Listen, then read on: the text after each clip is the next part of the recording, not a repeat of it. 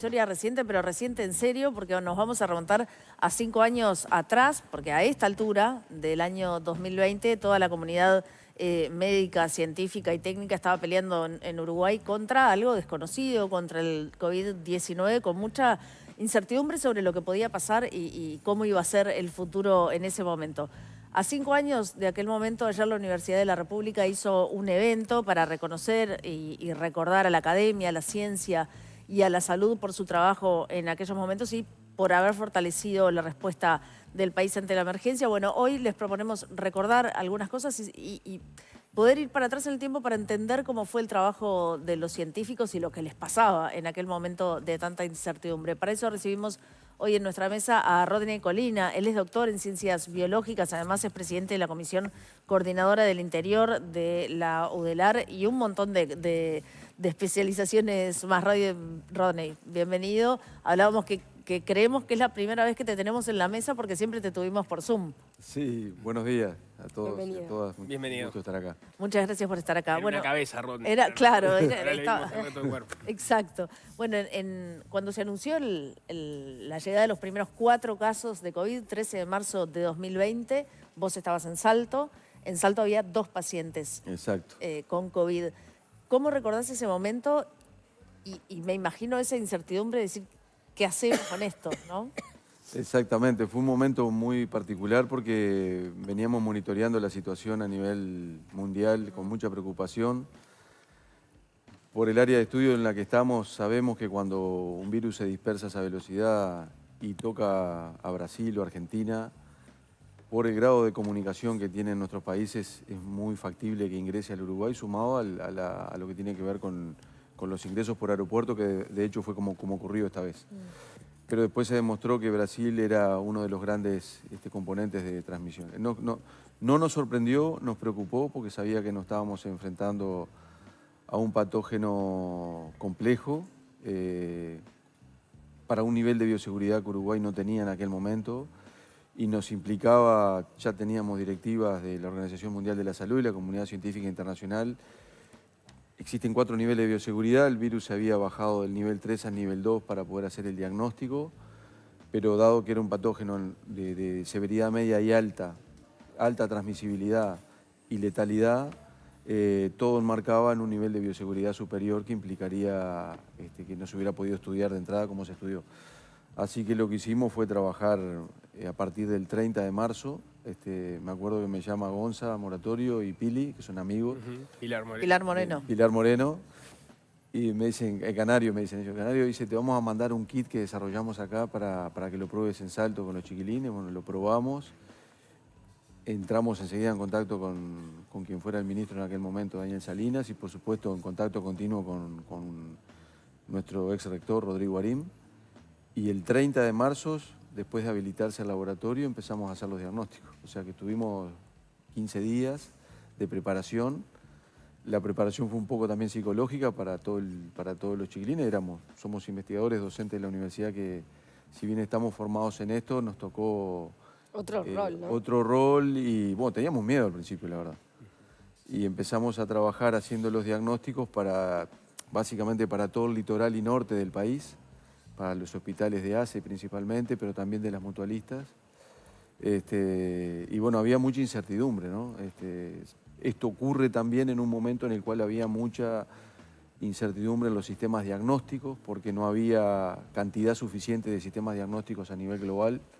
Entonces el desarrollo que hacen Gonza y Pili en el laboratorio, allá el laboratorio que dirige mi querido amigo Juan Cristina, fue un key factor, como dicen los ingleses, para poder hacer la diferencia en ese momento. El Tetris, que lo habrán escuchado tantas veces, testeo, rastreo y seguimiento, era fundamental para poder avanzar en eso. Claro, eso capaz que fue algo que naturalizamos muy pronto en la pandemia, pero fue clave en cómo se dio la pandemia acá en Uruguay. Fue esa capacidad que tuvo el país de desarrollar ese kit que luego se pudo llevar adelante a toda la población.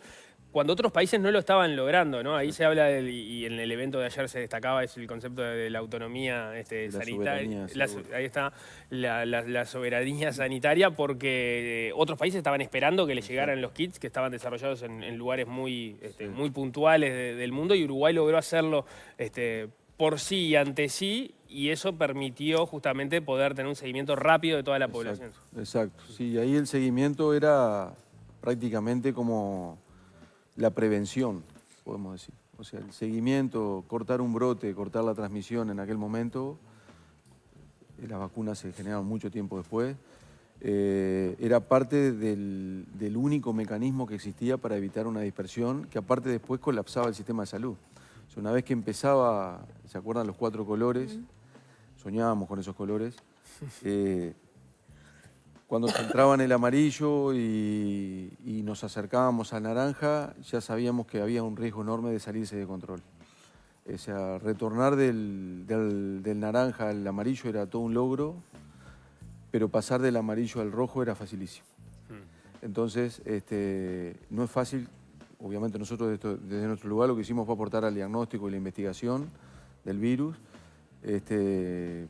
Tuve el honor de integrar el GACH también, donde nos tocó trabajar con un equipo multidisciplinario en tiempo real, con consultas que surgían todo el tiempo.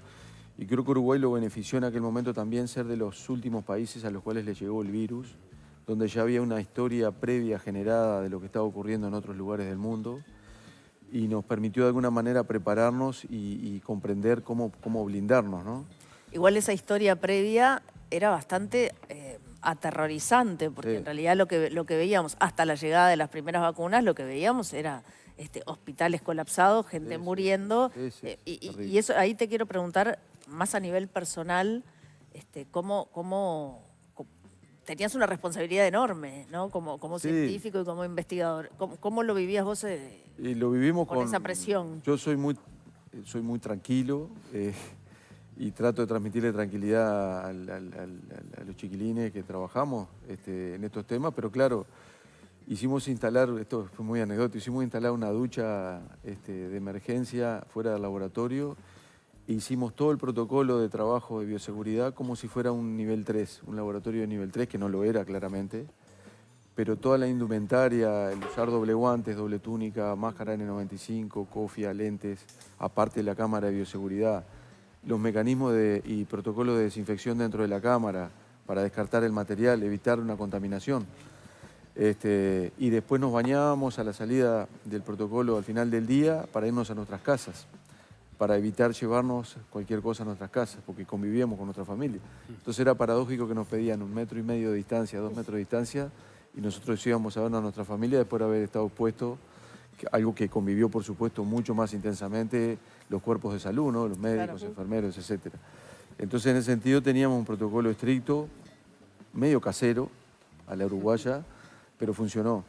Y lo vivimos con mucha intensidad, porque cada vez que prendíamos la tele, al final, yo hubo una época en que preferí leer ciencia de lo que estaba ocurriendo y no mirar las noticias, porque era alarmante lo que estaba pasando. Y casi un milagro que Uruguay estuviera en el estatus que estuvo durante todo el 2020. Está claro que el alto nivel de los científicos y de los investigadores fue un elemento central para que todos estos procesos salieran bien. Me preguntaba qué pasaba con la infraestructura que tenía Uruguay a nivel científico, los materiales, los equipamientos, ¿también estaban a la altura? Sí, yo quiero hacer un hincapié muy importante, y no es porque sea miembro de la UDELAR. Sí. La UDELAR apostó fuertemente a la descentralización a partir del año 2010, a partir de una discusión previa que comienza por allá por el 2004, con la necesidad imperiosa de aumentar las capacidades de formación en el interior del país. Eso llevó a que se generaran laboratorios en el interior del país. Uno de ellos fue el nuestro, el de virología, que se equiparon y se instalaron, se contrató y se concursaron por cargos a más de 250 investigadores que hoy están radicados en el interior. Y eso nos permitió que la infraestructura y el equipamiento y la gente ya estaba ahí. Si bien nosotros como virólogos estamos formados para esto, fue mucho más valiente lo que hicieron otros colegas de la UDELAR, que trabajaban en ecología, que trabajaban en el estudio de microbiano en el ambiente, que no tenían nada que ver con los virus y que en tiempo récord pudimos montar un laboratorio junto con el DILABE y con INIA en Tacuarembó y después otro en Rocha. Pero estos compañeros no eran virólogos, o sea, estaban más asustados que nosotros. Y los entrenamos en Salto, los llevamos a Salto, Pilar y Moreno y Gonzalo Moratorio los llevaron a Montevideo, los entrenaron en Montevideo, nosotros a la gente de Tacuarembó en Salto, y logramos armar esa base que nos permitió tener una mayor cobertura en el análisis, porque claramente nos vimos sobrepasados, ¿no? Nos pasó incluso anécdotas de que vinieran a golpearnos ciudadanos la puerta del laboratorio a traernos una muestra, algo que no se podía hacer porque tenía que ir por el circuito de salud, ¿no? O sea, había una ansiedad muy grande, ¿no? Bueno, lamentablemente se nos acabó el tiempo, tenemos que cerrar. Sí, solo queda esto de lo que dejó la comunidad científica tan importante y la importancia del presupuesto para la ciencia, que es algo que va a estar en debate nuevamente este año cuando se haga el presupuesto. Rodney y Corina, te agradezco, Pilar, te agradecemos mucho que hayas venido y toda tu experiencia. Muchísimas gracias a ustedes Muy y amable, a las órdenes gracias como por venir. siempre. Muy Sí, amable. muchas gracias por la entrevista y por el trabajo en esos años. Muchas gracias a todos.